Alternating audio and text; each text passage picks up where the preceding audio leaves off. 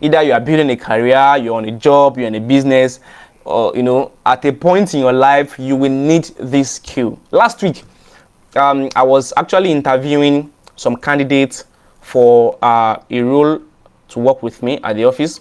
So there were people who came on and they were good enough. Yeah, they were good. In fact, the criteria, wasn't a huge one, because the criteria for them to get employed is not something so big, because anyone who gets employed is actually going to go through thorough training. So no matter what you are bringing, no matter who you are, no matter the qualification you are going to go through proper training on what exactly you want to do. Okay, so the criteria was not that huge, but we just needed to know if the candidates were teachable, because we're going to teach them everything they need, but we want to know if they were teachable, and wanted to also know if they could sell themselves, if they could sell themselves.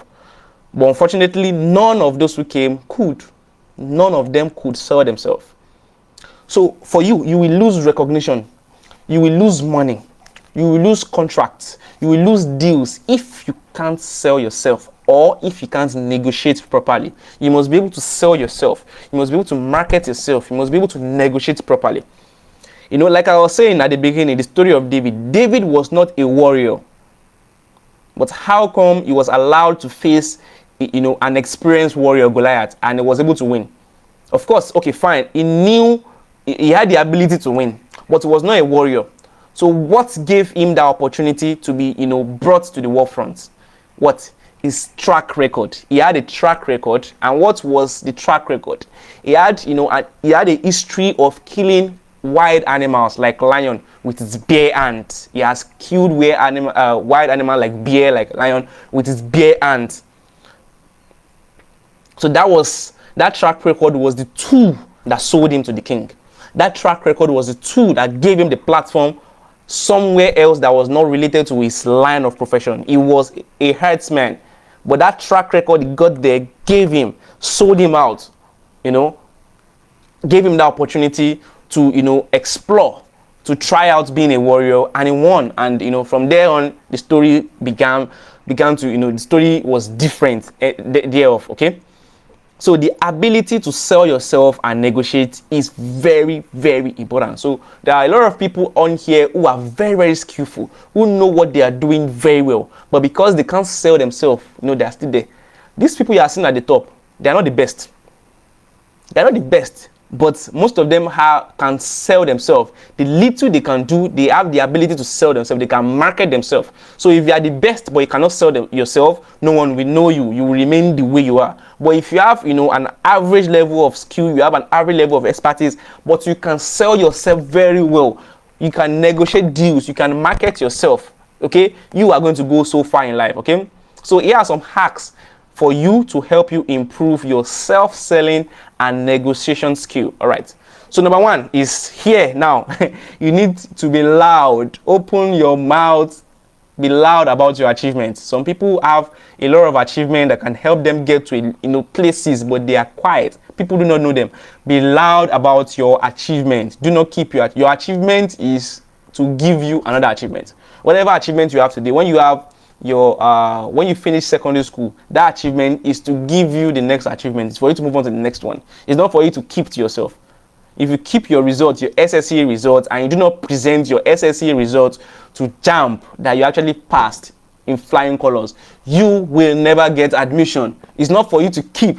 It's for you to present that. They be loud about it.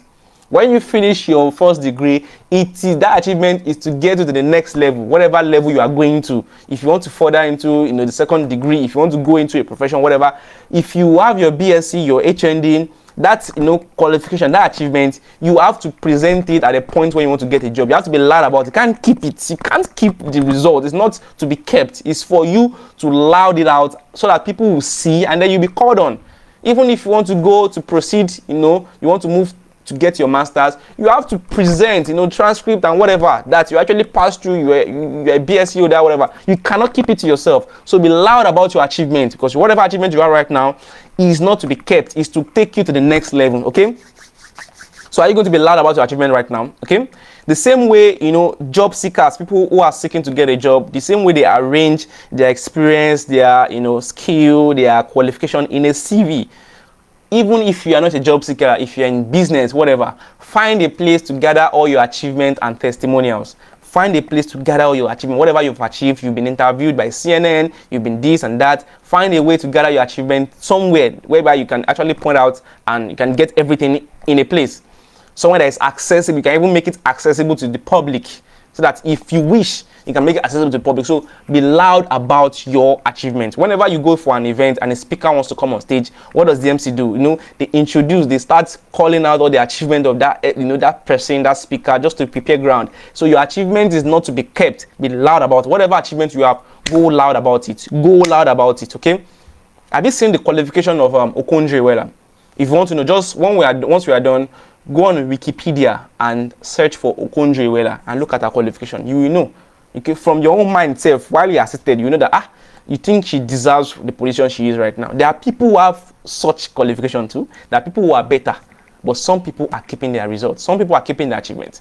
So at this point you are right now, you can get to a stage in your life where you don't need to be loud about your achievement. But this stage you are right now, as I'm speaking to you, please be loud about your achievement. Be loud, because nobody will see you. Nobody will come to your door to knock on your door and ask for your achievement. Be loud about it. So your achievement will give you more power when you're negotiating. When people want to give you deals, people want to give you a job, people want to give you contract and so on, when they know your qualification, when they know your achievement, it will give you power to negotiate. It will give you that power, that negotiation power. You won't be, you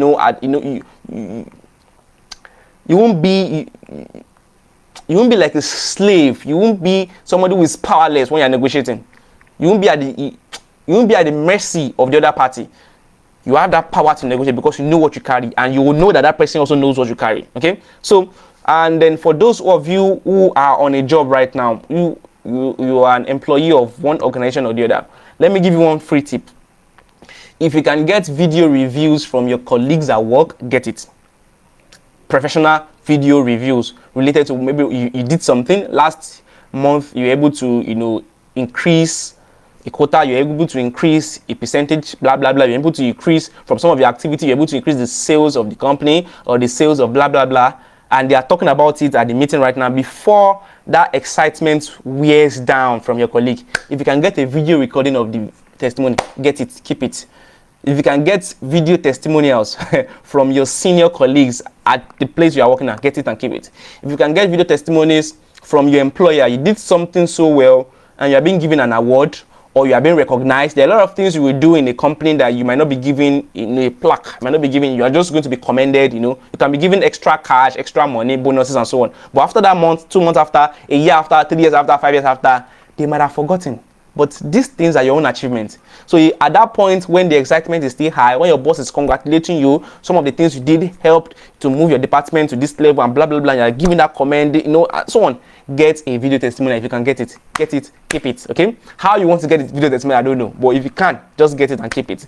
These are your tools for you to move to the next level. Imagine you vying for a position in another organization, and there are two of you. You have the same qualification, you ask them everything, and they ask all these questions. Why should we employ you? And you show them, you point them to a YouTube video where where you got testimonials from some of your colleagues. Okay, is this, that. It's going to sell you more. Okay, that's just a free tip. All right, tip number 2: when you are negotiating, make sure you always find out what is really possible. Do not negotiate out of sense. Some people, when they're asking for increase in salary, the timing is always wrong. Okay, find out what is really possible. What can that person you are negotiating with have? What do they have power to give? What do they have power to provide? Don't ask for a raise, a salary raise, when you know completely well that your employer can never afford it at that moment. The company is going broke. The company is broke. The company is red. The company is dying. You know completely well, and you're asking for a raise. 100% raise or whatever, in your mind that the company cannot afford it. You will keep on losing that negotiation. So make sure you understand what that person you are negotiating with have power to give, what they have, what is in their power to provide. That is going to guide you so that you always win whatever negotiation you go into. Okay.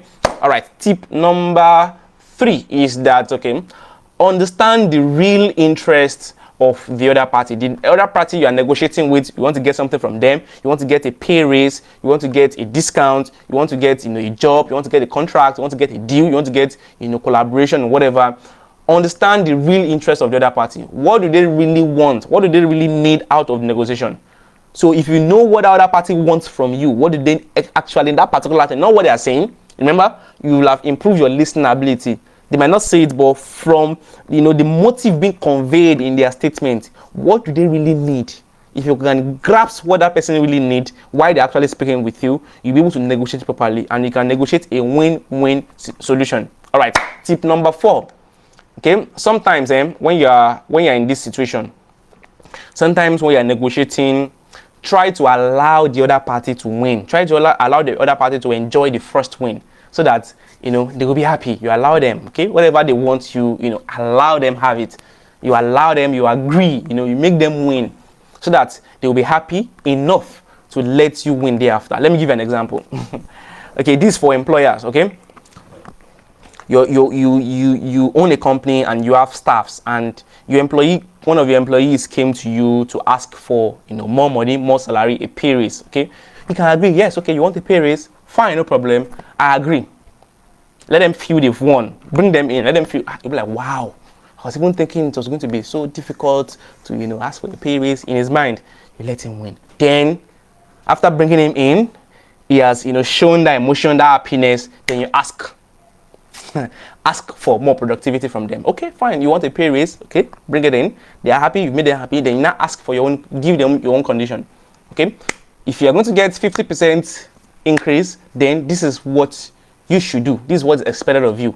Maybe you are going to increase your time. You work 4 hours before, you work 5 hours now, and blah blah blah. So make them win, so that they they bring out that emotion, that happiness emotion. That happiness emotion will allow them to give you what you want at the end. Okay, that's one way. Another example is your customer, you sell stuff, you have clients, you have customer. Your customer is now asking for lower price. Okay, this certain thing. Okay, give us low price now, discount and so on. Let them win. Agree. Let them win. Okay. Let them feel they've won. Okay, fine. Okay, you want a discount? No problem. Blah blah blah. Let them bring it. Wow, thank you. Oh, blah blah blah. Let them bring out that happiness emotion. Then ask for whatever you want. You can ask them for more quantity. Okay, if you want 10% off, that means every month you used to buy 100 pieces. Why not just increase the quantity you purchase to maybe 150 or 120? Okay, so sometimes allow the other party to win, so that they bring out the happiness emotion and they ask for whatever you want. Okay, yes, I hope you enjoyed this video and you were able to learn a lot of things from there. Make sure you click the subscribe button so that you are going to be notified of my next video coming out. All right, till then.